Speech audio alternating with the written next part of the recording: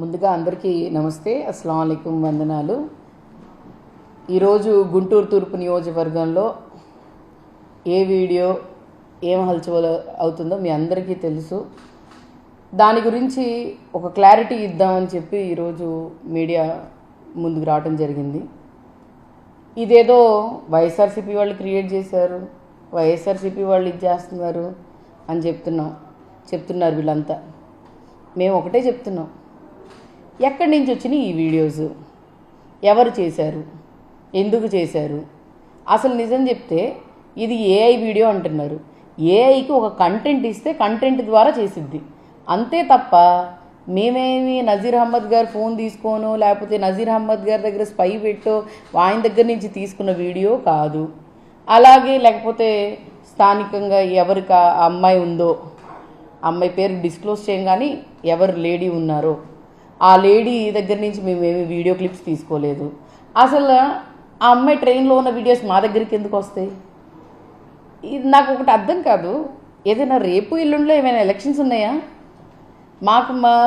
మాకు తెలిసి లేవు. మరి ఎందుకు మాకు అంత నీచ రాజకీయం? 10 సంవత్సరాలు మా నాన్నగారు ఎమ్మెల్యేగా ఉన్నారు, మా నాన్నకు ఒక మంచి రికార్డు ఉంది, మా నాన్నగారు అడుగుజాడల్లో నడిచే నేను, అలాగే జగన్మోహన్ రెడ్డి గారు ఆశయాలు, లేకపోతే జగన్మోహన్ రెడ్డి గారు ఒక డైనమిక్ లీడర్, ఆయన దాంట్లో పనిచేసే నూరి ఫాతిమా, నేను, ఇలాంటి పనులు నీచ రాజకీయాలు మేము చేయాల్సిన అవసరం లేదు. ఎందుకంటే చేయాలనుకుంటే ఒకవేళ నిజంగానే అంత క్రిమినల్ మైండ్ అంత ఉండుంటే ఎలక్షన్ ముందు చేసేదాన్ని, ఇప్పుడు ఎందుకు చేస్తాను? అసలు తెలియదా మీకు? ఇది ఏఐ. సరే ఏఐ కాదా అది మీరు తెలుసుకోండి. ఖచ్చితంగా మాకు దీని మీద దర్యాప్తు కావాలి, ఖచ్చితంగా ఫోరెన్సిక్ పంపించండి. ఎవరు చేశారు, ఎక్కడ చేశారు, ఎలా చేశారు, ప్రతి ఒక్కటి బయటికి రావాల్సిందే. ఇది టీడీపీ వాళ్ళు చేశారా, వైసీపీ వాళ్ళు చేశారా, జనసేన వాళ్ళు చేశారా, మీ ఏమంటారు ఎనిమీస్ చేశారా, ఎవరు చేశారో మీరు గుర్తించండి. మా మీద రుద్దకండి, ప్రతి ఒక్క విషయం మా మీద రుద్దకండి, వైసీపీ మీద రుద్దకండి, వ్యక్తిగతంగా నా మీద రుద్దకండి. నేనేం బయటికి తీసుకొని రాలా, ఈ వీడియో నేనేం చేయించలా, నాకు అనవసరం. ఇలాంటి వ్యక్తిగత జీవితాల గురించి మేము ఆడుకునే మనుషులము కాదు. మాకు ఒక నైతిక విలువలు ఉన్నాయి, విలువలు కుటుంబంలో ఉన్నాం, విలువైన పార్టీలో ఉన్నాము. వైఎస్ఆర్సీపీ పార్టీ ఇలాంటివి ఎంకరేజ్ చేయదు. ఇది సాటర్డే సండే ట్రోల్ అవుతూ ఉంది, సోషల్ మీడియా అంతా నడుస్తుంది. ఇప్పుడు తీసుకున్నాడు అందినోడికి అందినంటగా తను ఎలా రాసుకున్నాడు, తను రాసుకొని వీడియో ఇప్పుడు స్క్రోల్ అవుతుంది. ఒక ఎమ్మెల్యే స్థాయి మీరున్నారు, ఒక పెద్ద పొజిషన్లో మీరున్నారు. మీరు దాని గురించి ఇంకా జనాలు చర్చించుకున్నారు సోషల్ మీడియాలో, ఎవరి ప్రకారం వాడు రాస్తారు. మీడియాలో అన్ని ఛానల్లో వేశారు, ఏదో సాక్షి టీవీ చేస్తుంది, ఇది చేస్తుంది. ఇది something like these are all ఏంటంటే వేస్ట్ మాటలు, మాకు సంబంధం లేని విషయాలు మమ్మల్ని రుద్ది చేసి.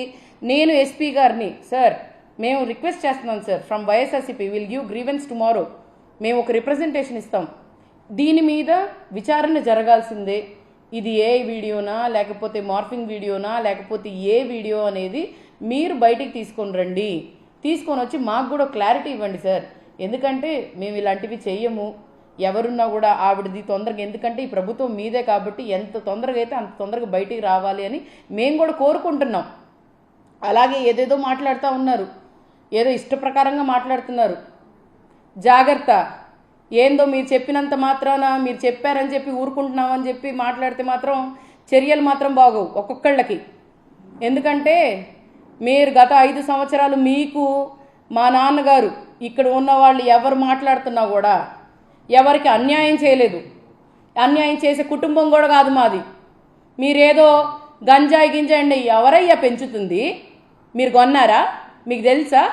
ఏం మాట్లాడుతున్నారు మీరు ఒక్కొక్కళ్ళు? ఏదో గంజాయి బ్యాచ్ అని ఇదని. ఇప్పుడు జరుగుతున్నాయి అన్నీ. ఒక్కసారి మీ ఆఫీస్లో మీ ఏరియాలో అక్కడ పట్టుబడుతున్నారు, ఒకసారి గ్రహించండి, అది గ్రహించండి. ఏదో మేము అమ్ముతున్నామని మేము చేస్తున్నామని ఇప్పుడు మీరు చేస్తుంది ఏంటి?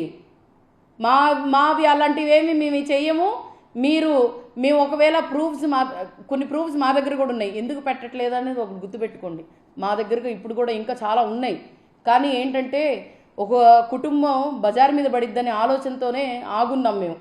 మీలాగా విలువలు లేకుండా మాట్లాడడం మీలాగా ఏంటంటే వల్గర్గా మాట్లాడేస్తే అయిపోయింది. ఒక అమ్మాయి మీద బురద చెల్లేటప్పుడు మీకు తెలియదా ఎలా మాట్లాడాలో? స్పష్టంగా క్లారిటీగా మీ నాయకుడిని అడగండి, ఇక్కడున్న నజీర్ అహ్మద్ గారిని అడగండి, ఏంటన్నా ఈ వీడియో అని. మా మీద పడితే మీకేమొచ్చిందయ్యా? ఏదో మాట్లాడేసాం అయిపోయింది అంటే అసలు ఆ వీడియో ఎక్కడి నుంచి వచ్చింది? ఆ ట్రైన్లో ఉన్న అది పర్సనల్ వాళ్ళ కుటుంబ సభ్యుల్లో నుంచి బయట పెట్టారేమో చూడండి అది. లేకపోతే నజీర్ అహ్మద్ గారు మీరు ఏమైనా స్క్రీన్ రికార్డ్ చేశారేమో చూడండి అది. మా మీద పడతారే, మాకు చెప్తారే. దీని మీద మాత్రం విచారణ జరగాల్సిందే, బయటికి రావాల్సిందే. జాగ్రత్త. వైఎస్ఆర్సీపీ మీద మీరు ఏమైనా తప్పుడు మాటలు మాట్లాడితే మాత్రం కుదరదు. ఎందుకంటే దీనికి వైఎస్ఆర్సీపీకి సంబంధం లేదు. వైఎస్ఆర్సీపీలో ఎవరు కూడా బయట పెట్టలేదు. అది గుర్తుపెట్టుకొని జాగ్రత్తగా మాట్లాడి, అలాగే రేపు మాత్రం రిప్రజెంటేషన్ మేము వెళ్ళి ఎస్పీ గారికి ఇస్తాం టైం తీసుకొని మరి. ఎందుకనంటే మాకు కూడా దీని గురించి పూర్తి విచారణ మాకు కావాలి. ఎందుకంటే బురద చెల్లుతుంది మా మీద. మీరు తిరిగి మీరు చేసి అంత దునియా అంతా తెలిసి చేసి మా మీద రుద్దితే ఏదో మీరు చెప్పినంత మాత్రం నిజం అవదండి.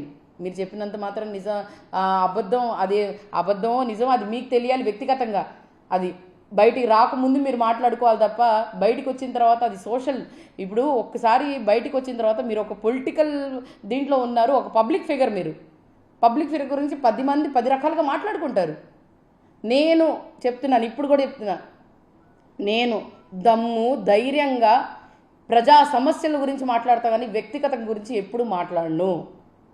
సో గుర్తుపెట్టుకొని అందరూ ఎవరెవరు మాట్లాడుతున్నారో అందరికి మాత్రం నేను మీతో మాట్లాడేంత పెద్ద స్థాయి కాదు, చిన్న స్థాయి కాదు. సో గుర్తుపెట్టుకొని ఒక్కొక్కళ్ళు మాట్లాడండి, చేయండి. దీని మీద విచారణ మాత్రం ఖచ్చితంగా ఎస్పీ గారు తొందరగా చేయాలని కోరుకున్నాను. Thank you.